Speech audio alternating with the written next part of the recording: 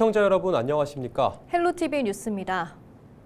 GTX A 개통으로 연신내가 3중 역세권이 되면서 상권에도 긍정적인 영향을 줄 거라는 상인들의 기대가 크지만 유동인구만 늘 뿐 손님은 줄어 상권 위축이 우려된다는 반응도 나오고 있습니다.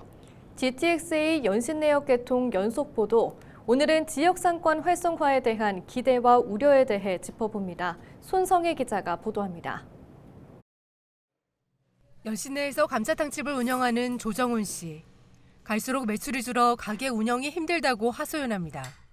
직원 채용도 못하게 되면 이제 대표님들이나 사장님들이 14시간씩 뭐 이렇게 하루 쉼 없이 일을 하는 경우가 많고, 그러다 보니까 힘이 드니까 이제 또 근무 시간도 줄이게 되면, 영업 시간도 줄어들게 되면 이제 골목 찾아오신 손님들도 닫은 가게가 많으면은 또 덜 찾아오게 되면 더 이상 버티지 못하고 폐업을 선택하는 사례도 잇따르고 있습니다.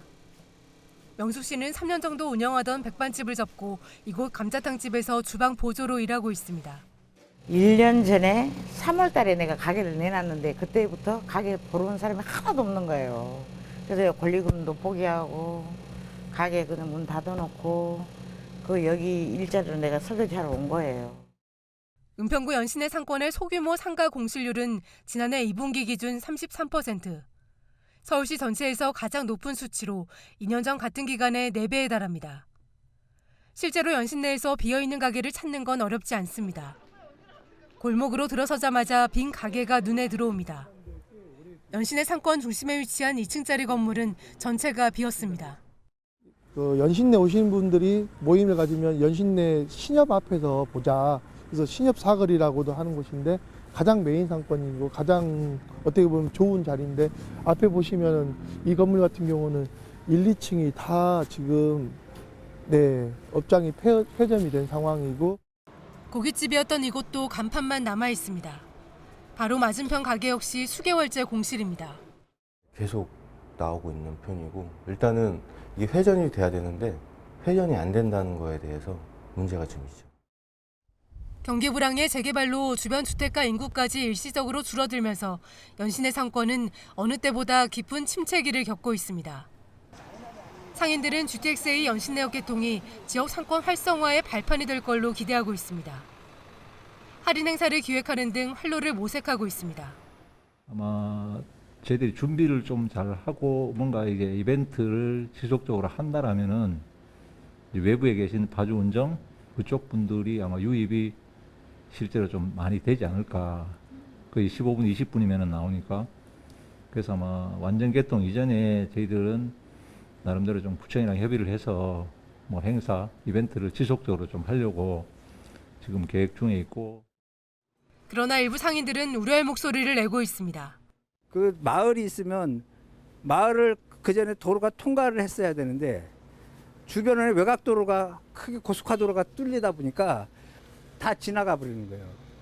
그러다 보니까 이 마을이 오히려 더 고립이 되는 거예요. 예, 그래서 나는 GTX가 세워졌다 하더라도 과연 얼마나 큰 영향이 올까? 저는 그건 미지수거든요. 임대료 상승으로 기존 자영업자들이 밀려날 수 있다는 걱정도 있습니다.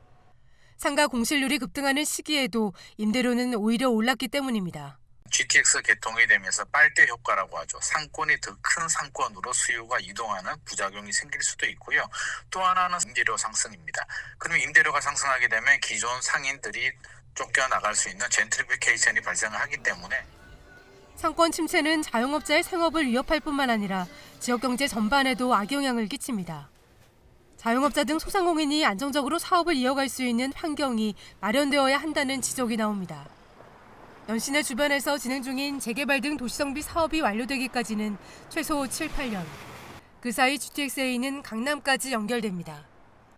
연신내가 교통 요충지로 떠오른 반면 침체에 빠진 상권의 활성화는 과제로 남았습니다. 헬로티비 뉴스 손성혜입니다. 은평구가 저출생 대책으로 시행 중인 아이맘 택시를 확대 운영합니다. 아이맘 택시는 임산부 또는 24개월 이하 영유아 자녀를 둔 가정을 위한 교통 서비스로 2020년부터 도입돼 6년째 시행 중입니다. 은평구는 이용자 만족도 조사를 통해 서비스를 개선해 왔으며 올해부터는 병원뿐만 아니라 영유아 관련 공공시설을 갈 때도 아이맘 택시를 이용할 수 있도록 했습니다. 확대 운영되는 곳은 가족센터, 육아종합지원센터, 아이맘 상담소, 장난감 나라, 서울형 키즈카페입니다. 아이맘 택시는 애플리케이션 아이맘 택시를 통해 사전 예약 후 이용할 수 있으며 연 10회까지 무료로 이용할 수 있습니다. 양천구가 공항 소음 피해 지역 주민들의 문화 콘텐츠 향유와 일자리 창출을 위해 창작 공예센터를 조성한다고 밝혔습니다. 신월동 유휴부지에 조성되는 창작 공예센터는 연면적 180제곱미터, 지상 3층 규모로 전시 판매장과 공동 작업장, 카페와 전망대 등으로 구성됩니다. 양천구는 센터 조성을 통해 공예품 개발과 판로 개척은 물론 지역 주민들을 위한 문화체험의 명소로 육성할 방침입니다. 특히 공예 문화축제 등 부대 행사를 추진해 소상공인을 지원하고 다양한 일자리를 창출할 계획입니다. 서울 지역 아파트 거래 침체가 장기화되고 있지만 재건축이 추진되고 있는 목동 신시가지는 거래가 늘고 가격도 상승하고 있는 것으로 나타났습니다. 국토부 실거래가 공개 시스템에 따르면 이달 양천구에서 거래된 아파트는 24건으로 이 가운데 50%인 12건이 목동 신시가지인 것으로 나타났습니다. 단지별로는 9단지와 10단지가 각각 4건이 거래됐고 12단지 2건, 11단지와 12단지가 각각 1건씩 매매가 이뤄졌습니다. 가격도 올라 10단지의 경우 전용 면적 106제곱미터가 21억 5천만 원에 팔려 직전 최고가보다 1억 7,500만 원 비싸게 거래된 것으로 나타났습니다.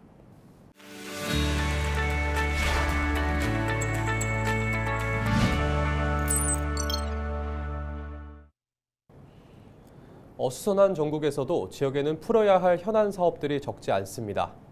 올해 우리 지역 국회의원들의 의정활동 계획을 들어봅니다. 이세진 기자가 부천갑 서영석 의원을 만났습니다. 의원님 안녕하세요. 예, 어서 오십시오. 안녕하세요. 네, 반갑습니다. 네.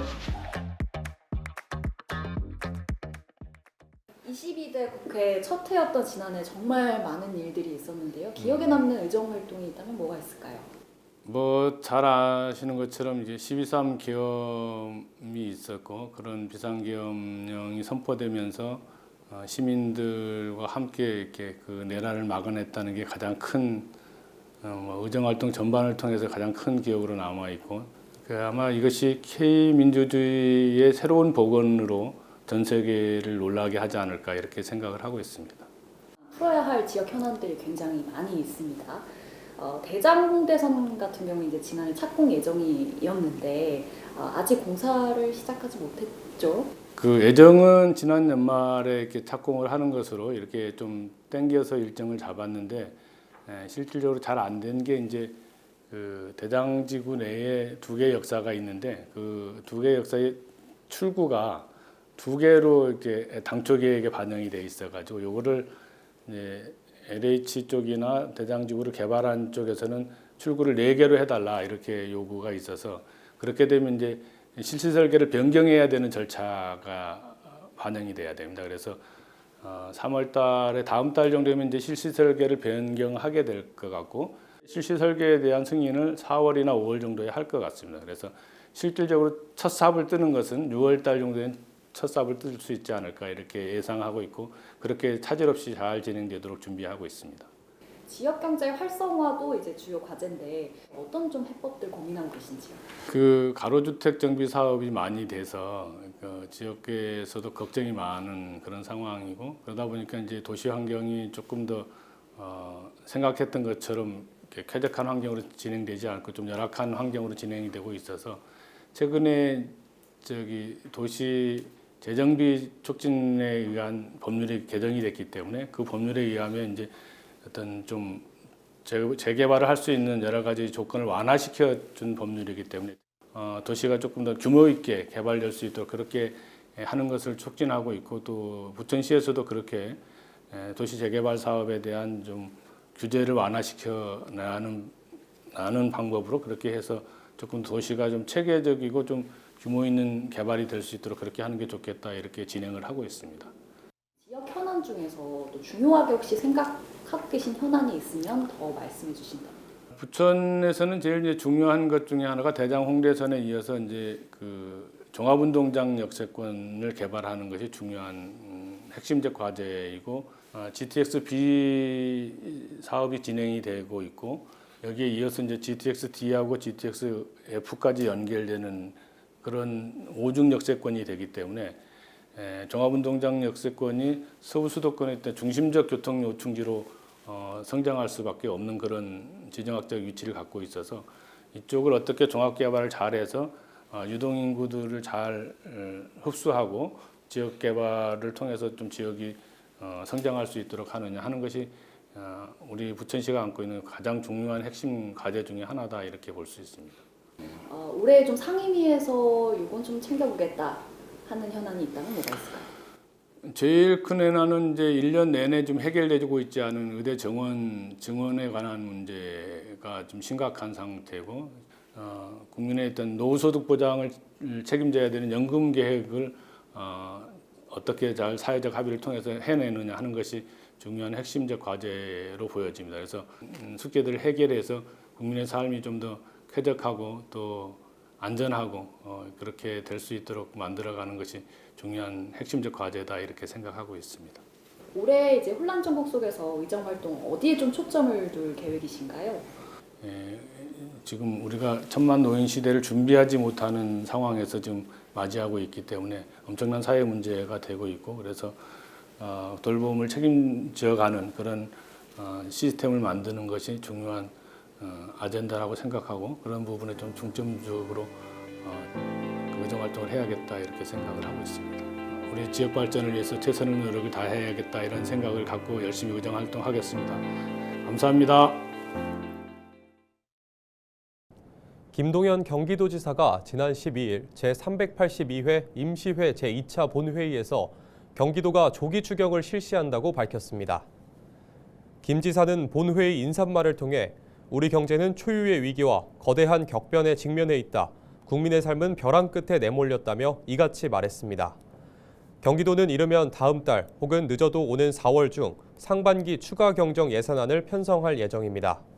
이를 위해 현재 각 부서를 대상으로 수요 조사를 진행 중입니다. 김 지사는 국비가 전액 삭감된 지역화폐를 도비로 추가 발행해 민생경제 회복을 더 앞당기겠다며 수출 중소기업의 환변동 보험료와 금융지원을 확대해 수출 방파제를 더 튼튼하게 구축하겠다고 약속했습니다. 서울시가 투기 우려가 적은 지역을 대상으로 토지 거래 허가 구역 해제를 추진합니다.